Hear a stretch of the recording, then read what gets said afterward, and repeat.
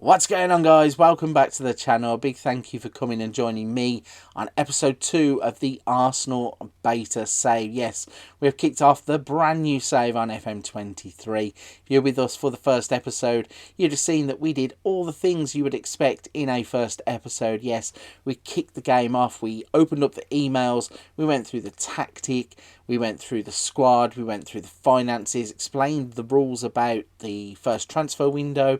We also had a little look at a couple of new features. There is the fans now in the game, and they can influence how the perception of the manager is portrayed. You can see what percentage of each of those fans are. So, for example, I think Arsenal had 4% corporate fans, but 27% family fans, which is quite interesting to see that breakdown. It also showed you another new feature, which was in the squad planner, where you can see the best 11, both for your current starting first team squad and also your best prospective starters for a couple of years time. So all of those with the raw talent are compared to your starters, and you can see going forwards what the computer thinks are your best youth teamers, which is really interesting, because obviously if you want to build your team around a certain player, you can absolutely do that now. So, the other thing that is going to be happening, and in today's episode we have jumped forwards to it, you can see in the top right hand corner, it's now the 13th of November 2022, and in the real world that means it is absolutely crazy day, because all the domestic football has just finished. Yes, all the players are about to board planes to go to Qatar with their nations to have a mid-season World Cup in the winter. I think it is absolutely bonkers. All domestic football will shut down and everybody is off to a World Cup, no longer in the summer. Well, certainly for this one, it won't be in the summer.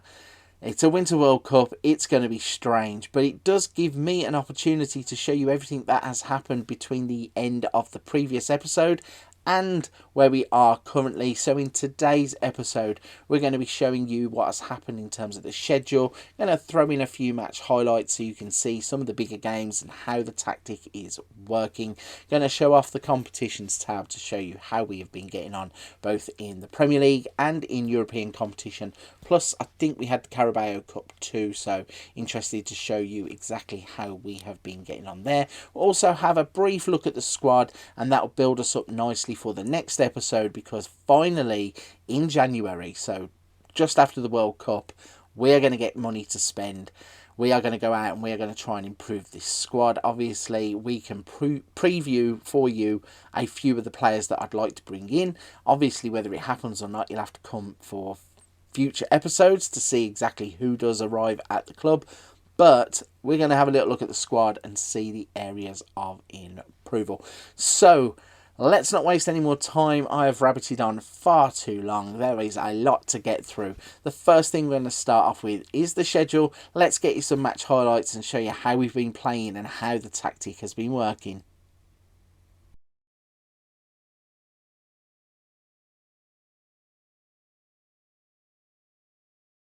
Here we go then, we have jumped into the schedule tab and let's try and break this down. There is a lot to get through. So let's kick things off with the pre-season. You can see that we played 5 pre-season friendlies. We won all 5 of our pre-season friendlies. I know they don't mean anything, but it's always good to get that bit of form going into the Premier League season. You can see if we just rattle these off, we beat Slavia Prague and LASK 3-0. Monaco 3-1, Porto 3-0 and Lyon 3-2. So scoring 3 goals in every single friendly is quite impressive. And luckily for us, that translated into Premier League form. The first game of the season was against Brighton. They came to the Emirates and we thoroughly destroyed them. Gabriel Jesus, 27 and 45 plus 1. Bukayo Saka firmly killing them off, 87 and 90 plus 5. Danny Welbeck, former Arsenal player, did score against us, but at that point the damage was done, and 3 points on the board at the first time of asking in the Premier League is a really good start.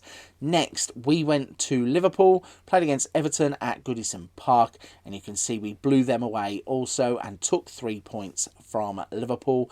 Martinelli, Granit Xhaka, Emil Smith-Rowe getting the goals for us. Onana did get a goal at the end, but it was just for nothing really. 90 plus 4. We had already got the 3 points. And we were on a roll. We'd scored 7 goals in 2 games, and that was just a precursor for what was going to happen when Aston Villa decided to make the trip to the Emirates, where we blew them away 6-1. Okay, they did have Boubacar Kamara sent off after just 2 minutes, but Gabriel Jesus, 9 and 71. Martin Odegaard scoring a hat-trick. Bukayo Saka getting a goal after 38. Buendia did get a goal back for them, but it was only a consolation goal. No chance that Villa actually were going to get back into the game.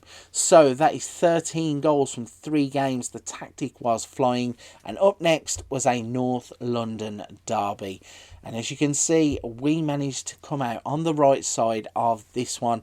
A 3-1 victory at the Tottenham Hotspur Stadium. We went in and we played some fantastic football. I mean, looking at the stats in the middle there, both teams had 15 shots. Both had roughly the same amount on target, 5-6. Their XG was 1.72 and they scored 1, as was 2.37. We scored 3.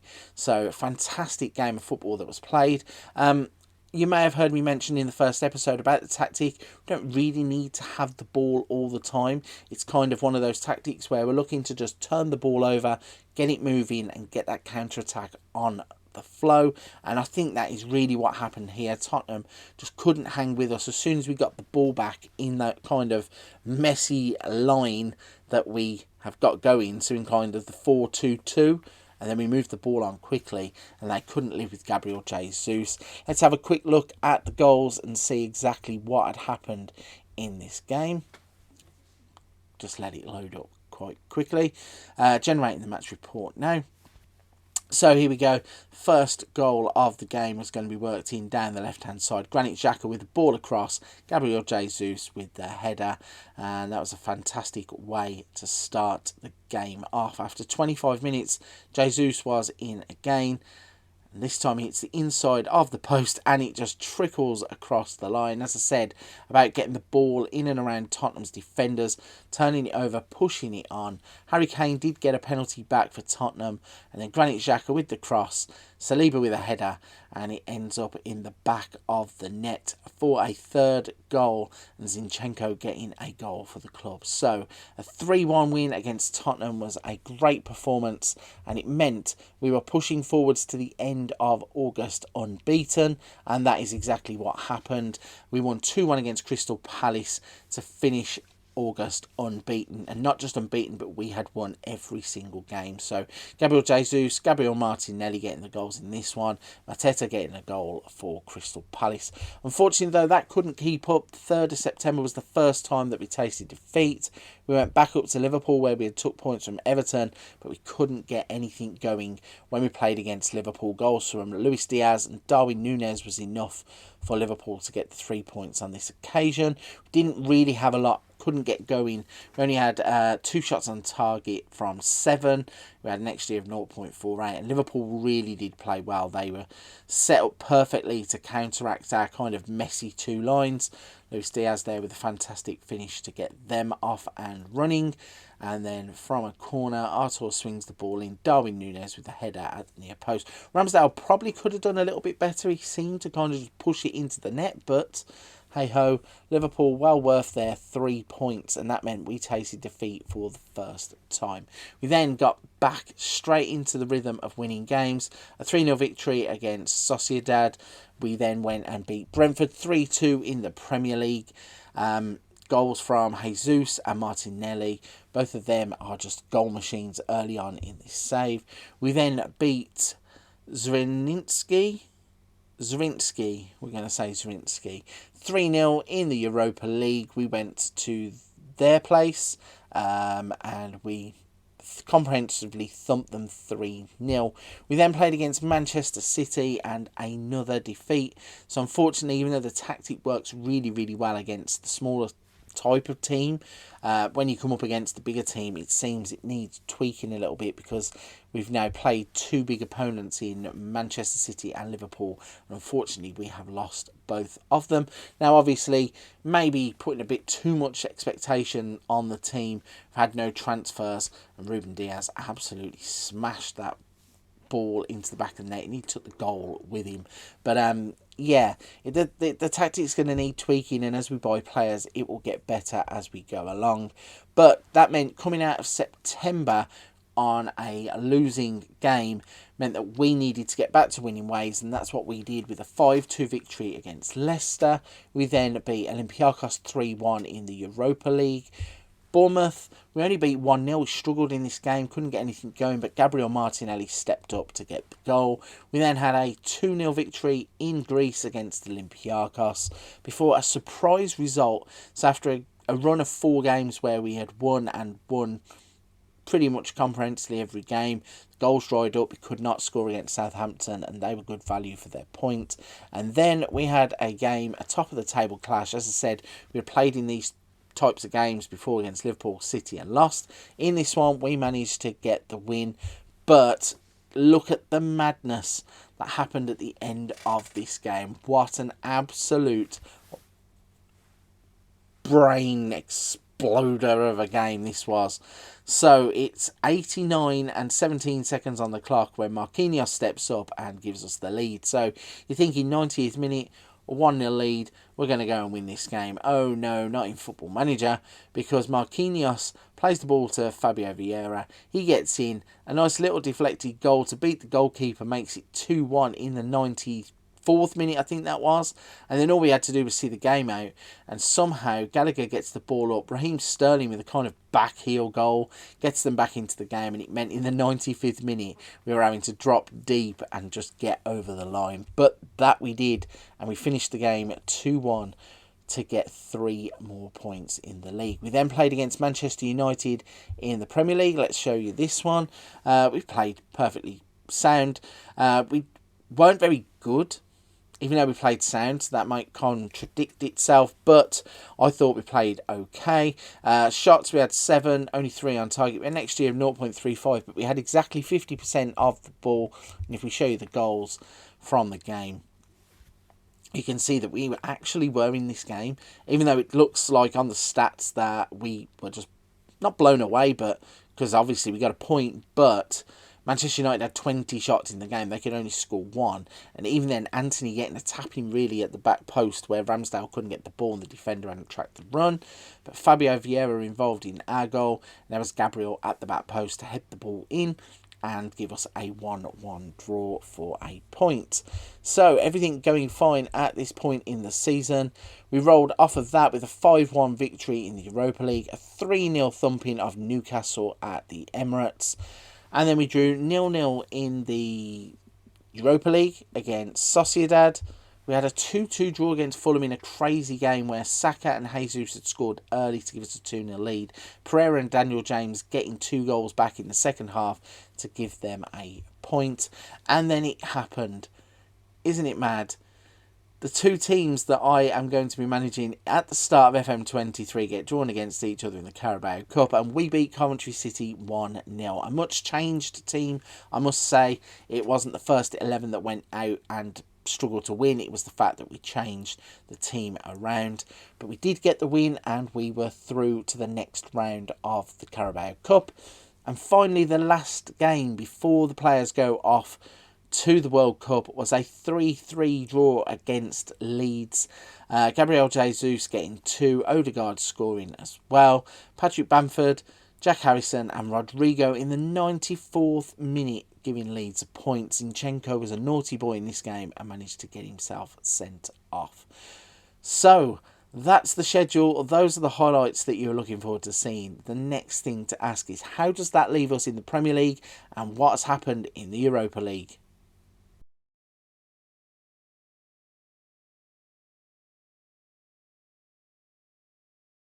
The answer to all those questions is pretty simple. It means that in the Premier League, we are in 3rd place. We have played 16 games, so unfortunately a game more than the 2 above us in Liverpool and Man City, but we are only 3 points behind at the break for the World Cup.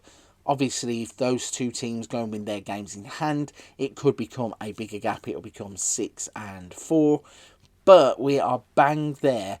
after 16 games, and that is all we could do considering that we haven't bought any players. We are playing a system that isn't the one that Arsenal would play normally, and we are just kind of hodgepodging players into positions and trying to get through to the transfer window. To go alongside our impressive Premier League performance, we also qualified from the Europa League as group winners, played 6, won 5, drew 1, got a difference of 14 and 16 points in that one. English FA Cup doesn't start until after Christmas for us, obviously after the World Cup.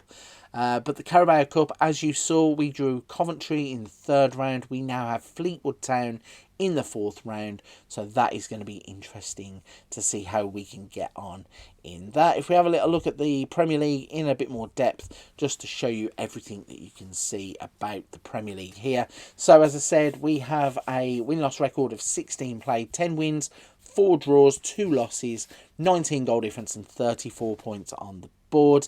Looking at some of the stats quickly, if you can process all of this information that is in front of you, OPZ really packs everything in. But we've got Gabriel Jesus, even though he's 10 goals behind Erling Haaland, he's our top goal scorer, and take Haaland away, he's top scorer in the Premier League. And we also have Bukayo Saka down there in dribbles per 90 minutes with 5.89. We also have Bukayo Saka in tackles per 90 minutes, which obviously, as I said, he being that player on the right hand side that's got the defensive duties as well as the attacking duties, that is quite impressive that he has made that role his own. So that's how the competitions look. The next question is, how have the squad taken to it? Also, are the board happy? So let's go and have a little look at the squad first, show you the squad planner and see if any of that has changed. We'll then also have just a little look at the club vision and see how we are performing, and then we will start to build up for the next episode where we finally get the money.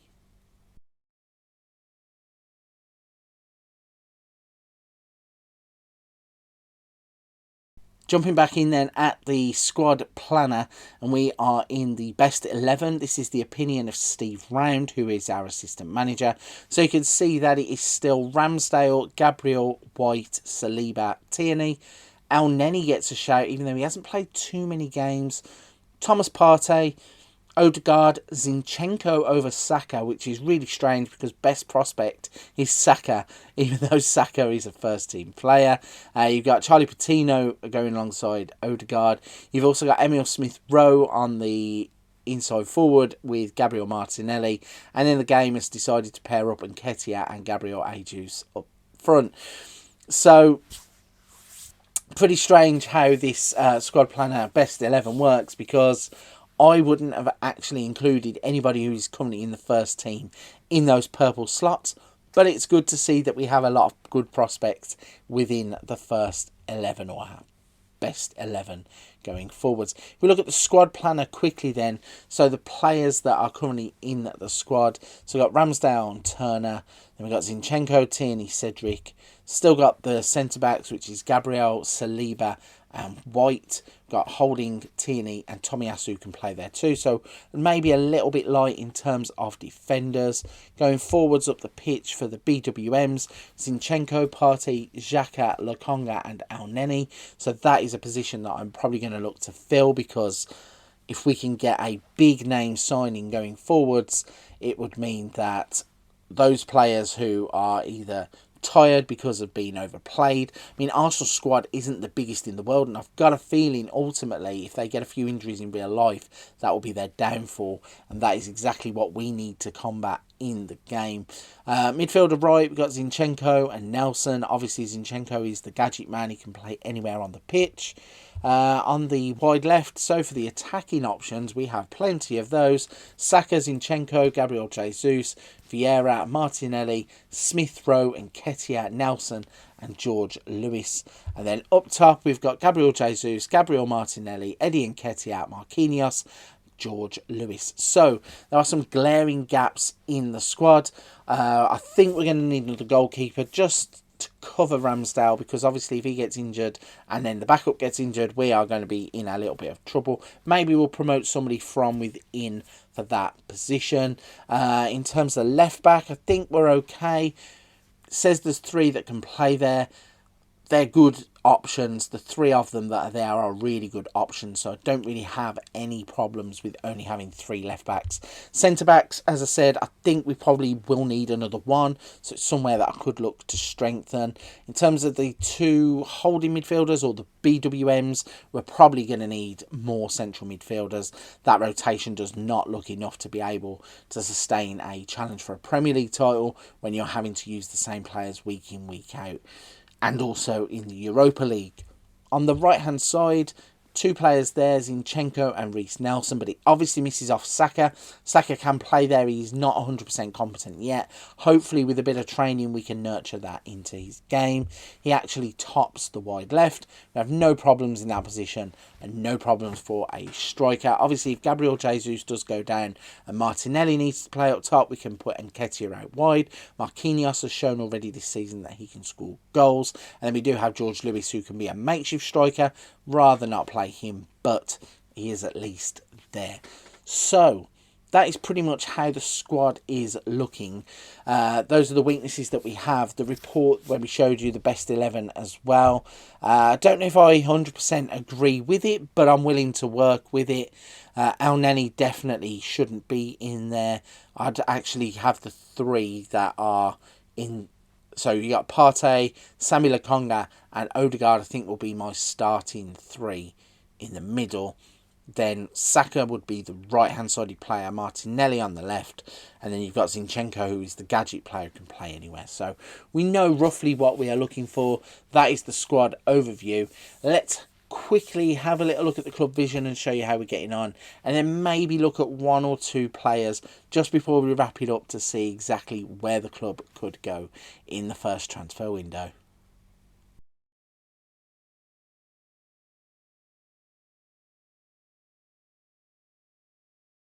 A quick little overview then of how the club vision is getting on. We're scored as a B- by the board. Let's click on the supporters tab and show you there. So the supporters are actually really happy with how we're getting on. An A- from the supporters is satisfying.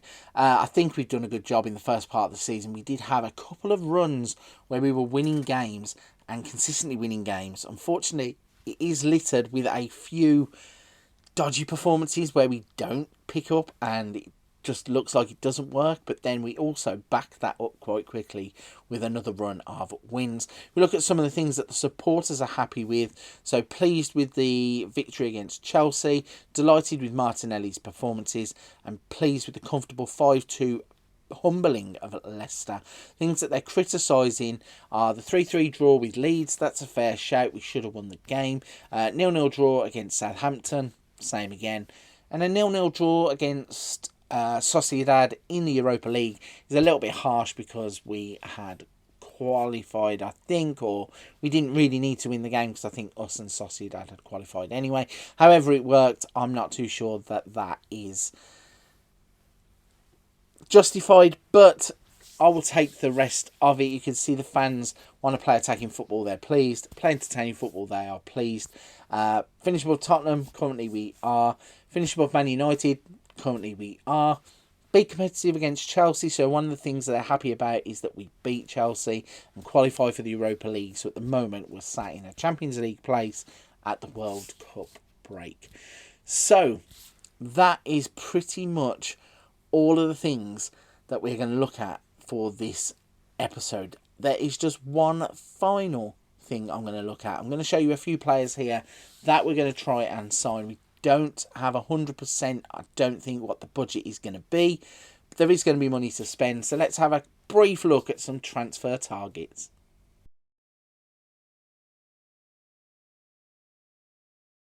The first transfer target then is going to be an obvious one. Jude Bellingham. I think everybody in FM23 will try and sign Jude Bellingham at some point. He's £88 million. That is the release clause. Had some dialogue with the board where, crazily, they gave us a budget, which obviously, like I've just said, it's not the true budget, so don't know where we're going to be. But at one point they were agreeing to trigger his release clause of £88 million. If that comes off and we sign him in this window, I will be absolutely buzzing, because he's going to have a long list of admirers, both in real life and in game. And I think if we can get Jude Bellingham, I would be absolutely delighted. The next player that I'm going to have a look at and try and sign, obviously, if we don't get Jude Bellingham, we're going to have a bit of money to spend. So Dominic Szoboszlai is a player I've managed in previous FMs, obviously a previous FM wonder kid, still only at the age of 22. He's developing nicely for Hungary, played a cameo, well, it was quite a big cameo, wasn't it, in the game where Hungary actually beat England, so he's part of their future. I think if we could get him at Arsenal, he would have a massive, massive future with us too. Finally, the last player I'm going to talk about as a transfer target. Now, you may notice that all three of the players I am going to show you are midfielders. I think that is an area we probably need to strengthen. If you would have seen in the squad before they'd gone off to the World Cup, all three of my first choice midfielders, so Sambi Lokonga, Odegaard and Xhaka, had all played enough games to need a rest, so I think we need to reinforce. Ruben Neves is the perfect type of player. Premier League experience, £22 to £27 million is the price tag. Contracted to Wolves, who in real life aren't doing that great, so I've got a feeling in real life he will be a target also for a lot of these types of teams. Arsenal's, Liverpool's, Chelsea's maybe. I really do think that he should be on a lot more radars, because this player is absolutely class. Right then, that is going to conclude this episode. We are going to be moving on in the next one. We're going to jump forwards in time once again. We are going to be going to the end of that first winter transfer window. Yes, we are going to get cash. We are going to go out and try and spend cash. We are going to show you what players we can bring in and show you how we can improve the squad. Also, we will push further into the Premier League season. Obviously, there is that big gap between the 13th of November, 26th of December. That will happen in real life, but also it happens in game. So there will be a month's worth of fixtures to catch up with once we get the other side of the World Cup. Right then, I'm going to stop waffling. I'm going to say thank you for watching the episode. If you're still here, you're still listening to me, I appreciate it so, so much. If you could hit the like button, hit the subscribe button, and just drop a comment.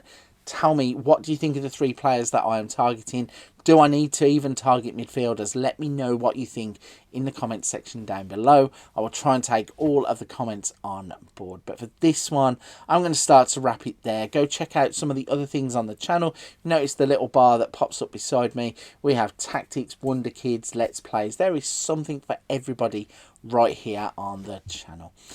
Go check some other things out. Leave some thumbs up on those videos too. But for this one, I'm going to leave it there. I look forward to seeing you for episode 3 of the Arsenal beta save.